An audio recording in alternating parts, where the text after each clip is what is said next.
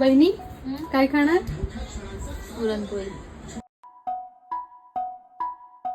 हळद पिवळी पोर कवळी जपून लावा गाली सावळ्याच्या चाहुलीन पार ढवळी झाली हे गजर झाला दारी साजनाची स्वारी साजनाची स्वारी